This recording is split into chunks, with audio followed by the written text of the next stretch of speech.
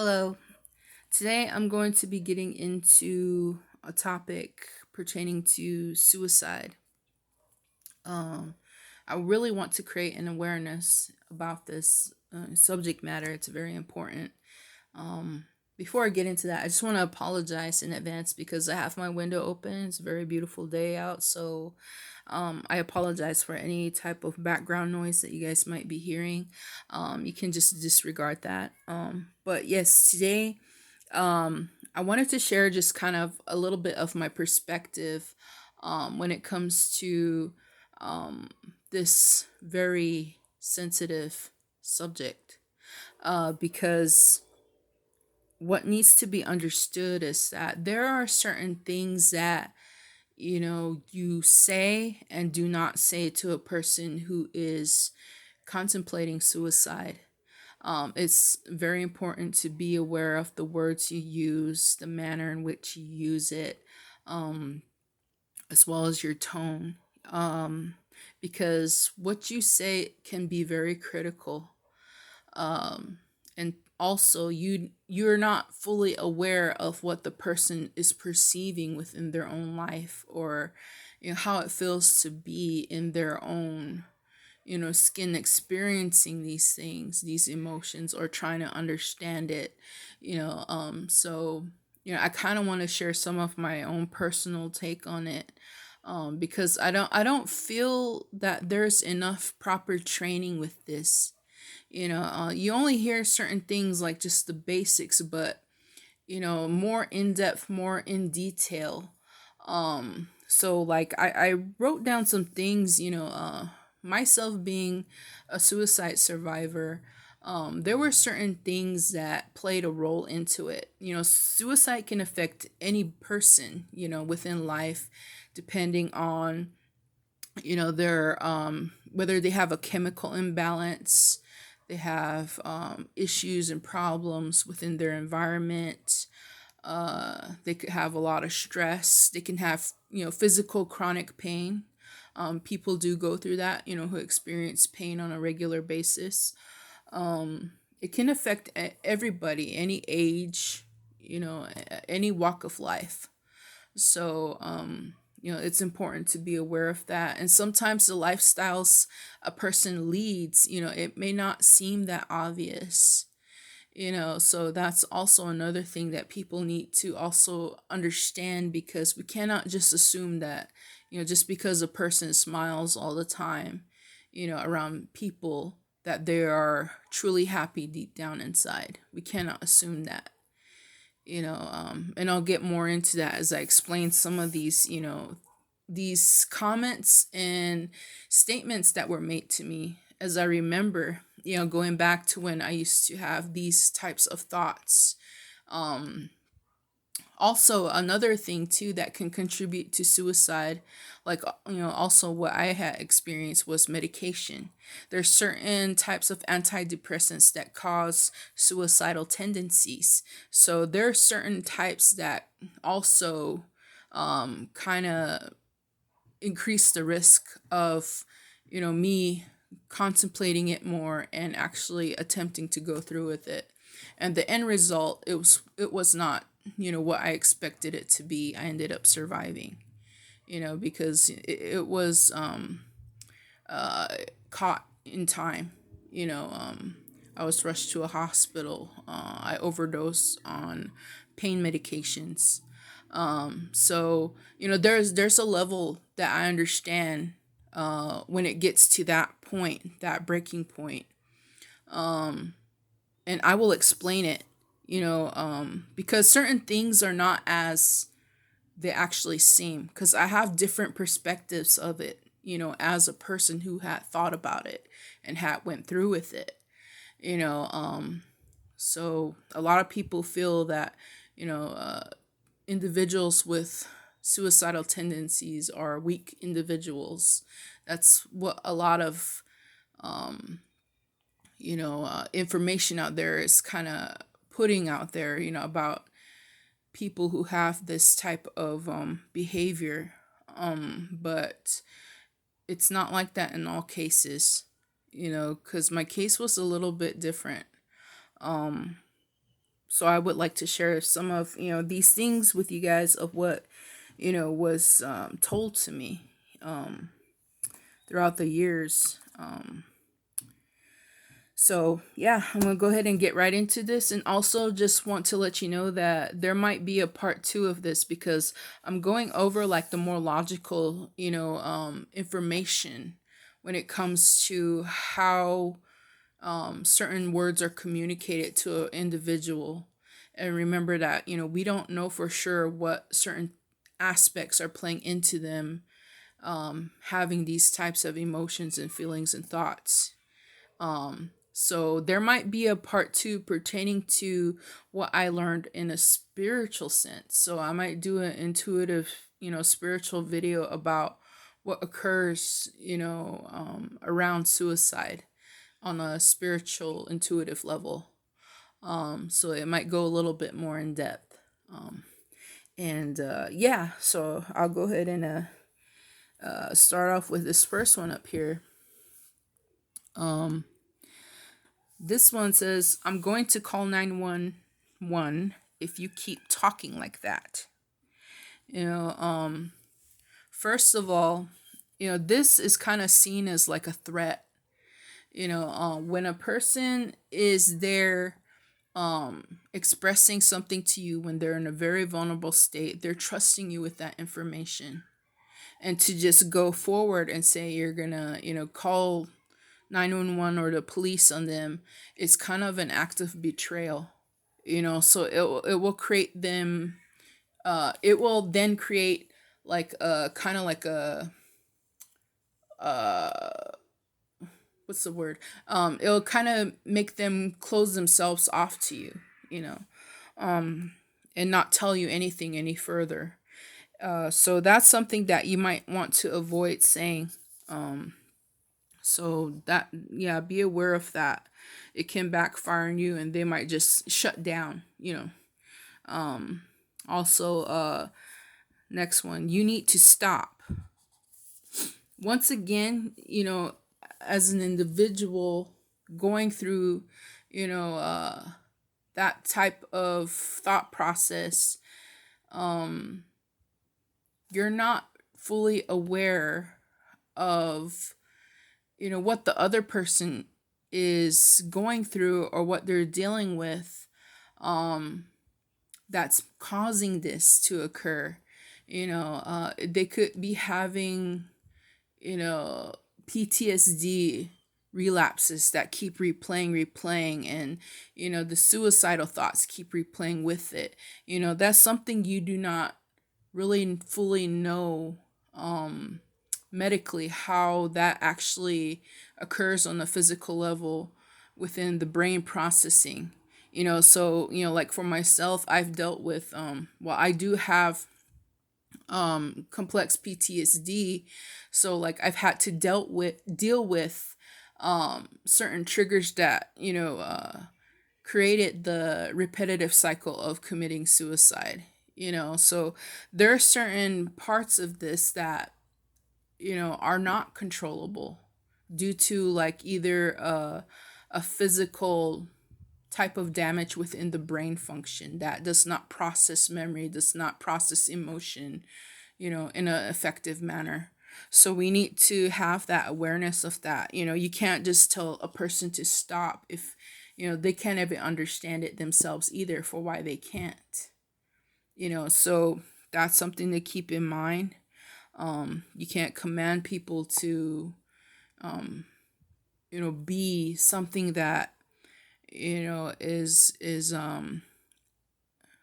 like not within themselves right now. They're going through something in that moment. So you have to just kind of be patient with that process. It takes a lot of patience to, you know uh allow this person to express um as much as they can, and acknowledge that. um Stop being a victim, fight back. I hear that a lot. you know um that in itself is victim shaming. you know um And what people need to understand is that a lot of times people who contemplate suicide, it's not that they feel they are always victim of, circumstances or whatever's going on within their environment or of their condition. um some people do not feel that way. Sometimes it's just like dealing with it so consistently to where it's exhausting, because you're always fighting back these feelings. So this is a big misconception right here, that that people who commit suicide, contemplate suicide, that they are weak, they're not fighters. That kind of downplays their own ability. It kind of focuses in on their weakness, like you're being too weak. And that goes in combination with this next one. It says you need to be stronger, warrior up. That's what I hear all the time. Being native, I always hear people, you need to warrior up, you need to be brave. Like you can't be thinking like that. So that's what I felt, is that I was not exactly understood, in the place that I was perceiving from, because it was like there was so many different aspects of why I was feeling and thinking of these thoughts, and none of them were acknowledged. And it takes a lot of strength to have to go through certain things within your life in order to handle yourself and maintain yourself up to the point to where nobody even suspects that you're thinking these thoughts. It's hiding it. It takes a lot of energy. It takes a lot of determination and strength to have to put on a smile or a good attitude around people, when you don't want to bring that energy down. So usually people, who are within that stance of trying to maintain their ground, they're not exactly weak. They are strong people. So to say this to them, worry up, that's the same thing. It's very belittling of their ability. Because usually people, when they contemplate suicide, it's like everything building up. And a lot of people, they cannot deal with that much pressure or that much stress or strain on themselves, to the point to where they just blow over, and then they reach their limit. So usually it takes a lot for some person to end up feeling that way. So that's one thing you want to avoid saying, warrior up. That's in itself, it's kind of like diminishing a person's ability to be strong. And that's what they don't need to be feeling like they're in a weak place, because there's some part of them that is lacking support, from the outside perspective, because on the inside they're trying to be as strong as they can. you know um if you really meant it, you would have done it already. Big, big, big mistake to be saying that to a person, because it only makes them think of it more. Like, when a person said that to me, it was like, well, I do mean it. um I am tired. I feel like nobody understands. And so, it makes no sense for me to even try, to hold on anymore. So why should I be here? Maybe I should really do it. That was my thought, in that time frame. Um, and that's usually kind of like it fuels the fire to go through and take action and actually, put your life into your own hands and take it away from yourself.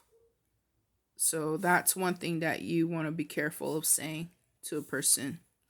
Um, Well, you don't act like you're going through anything. This is the thing, is that people, like I said before, they have an ability to hide stuff. You could seem like you have like the most perfect life, the most perfect family.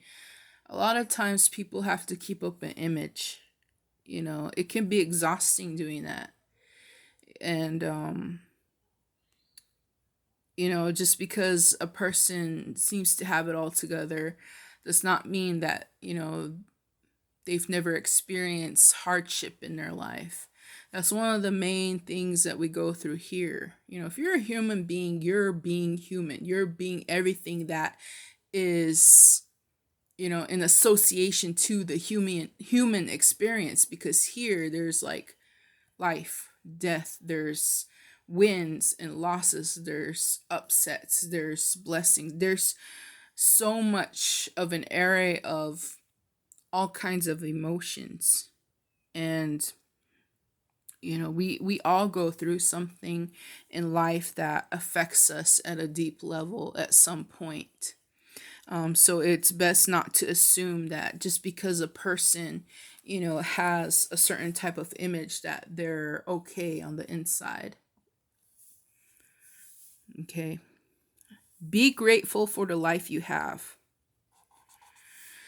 This statement implies that, you don't have appreciation for things in life. But logically, see, there is appreciation, because what appreciate means is to place a value on something. When you buy a piece of artwork, it appreciates in value over time. So like when we go through our experiences in life, it's kind of like we place values on everything that we see and what we learn and what comes into our emotions, our whole experience. We place values on family. Like, how was your family life?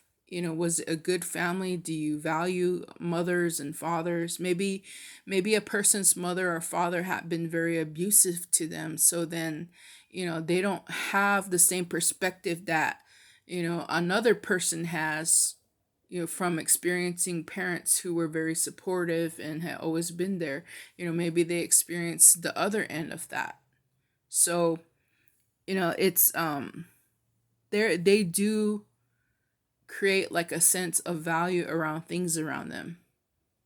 They do have value because what usually gets a person to this point of contemplating suicide is feeling a loss of hope. So that means they do value things. They do value certain things. They do wish for, goodness in their life. They do hope, for positivity. They hope for a solution. They hope for a way. So you cannot say that they are an ungrateful person. They do acknowledge something that is there, but sometimes life beats so hard on them to the point to where they begin losing that hope, for the greatest good to occur within their life. Sometimes life paths just lead individuals down a very rough road, that they do their best to understand. So yeah, this kind of assumes like that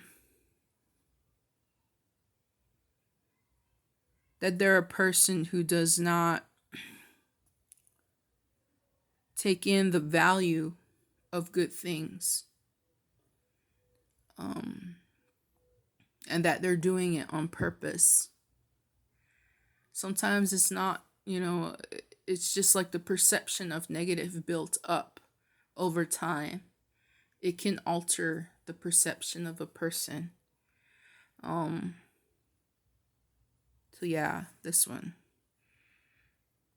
Don't assume that a person is ungrateful for what they have. Um, and usually that is followed by like a person saying, you're ungrateful, because there are worse things happening in the world. This statement is one of the main things I've heard, um, while going through this experience. And what came to my mind when they used to say this to me is that I started comparing my life to the worst things. I started comparing my life to other people. And that's what you don't want to create. You do not want to create any type of comparison. The person going through that has their own life that they're living right now. The last thing they need is another, scope to see everything. That way they can judge their own life again and judge themselves once more.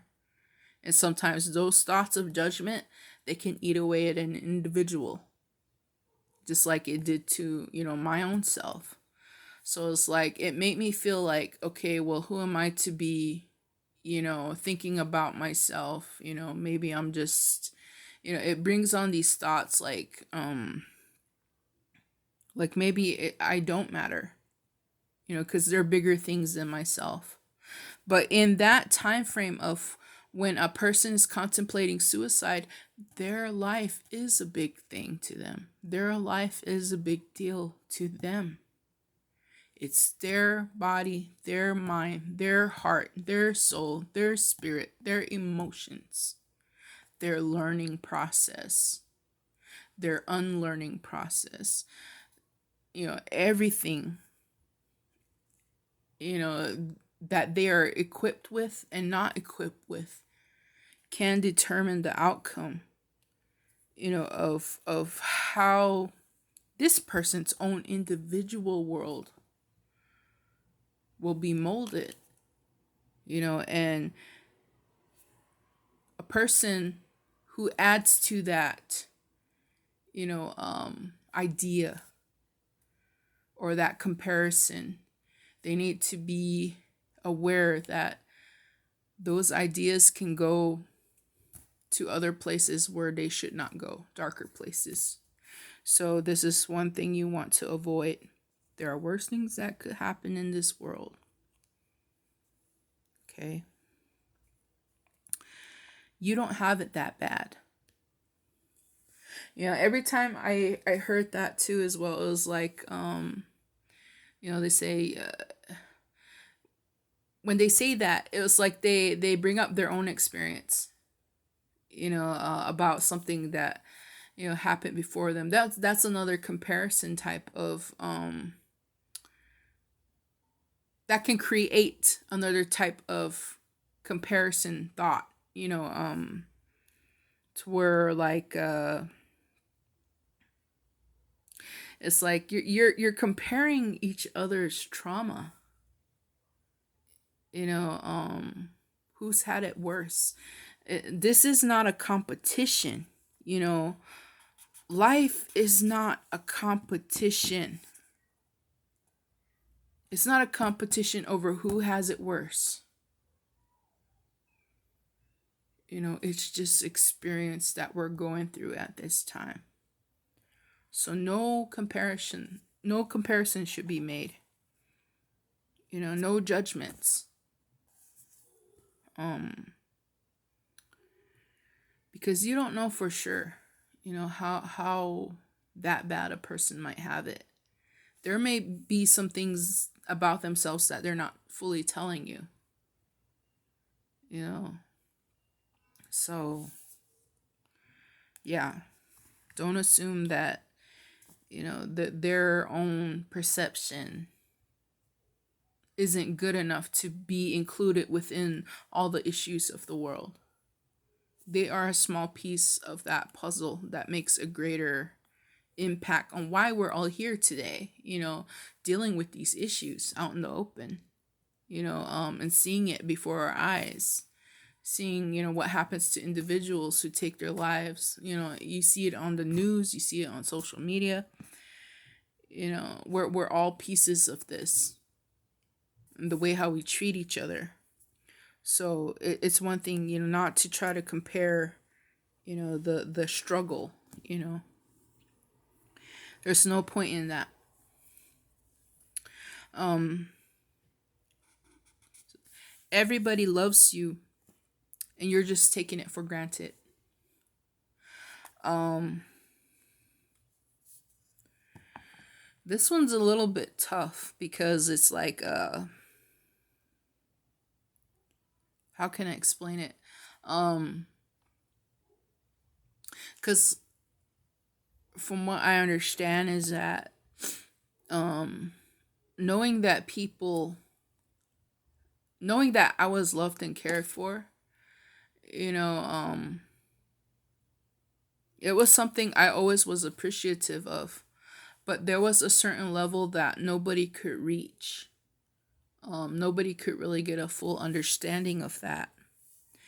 And to make it seem like I myself was being unappreciative of people that really did love me, unappreciative of love, um, made it seem like I was being selfish of other people's needs to love me and wants to love me.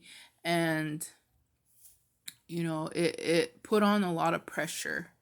So it tends to make people feel a little bit more stressed because it's like they're carrying on the weight of the world on their shoulders, other people's emotions, because you start thinking about, okay, if I went through with this, how many people would I affect?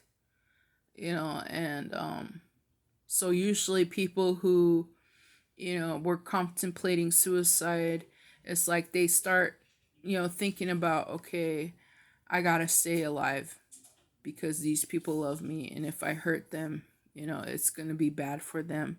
So it's like usually they hang on for other people, but that can be very depleting. It can take away a lot of your energy, so it's kind of like living for others more than taking care of yourself, or having people around you who know how to take better care of you. So this is one thing that you need to be careful of saying, that everyone loves you and you're just taking it for granted. um you're just making your situation seem worse, but it's not.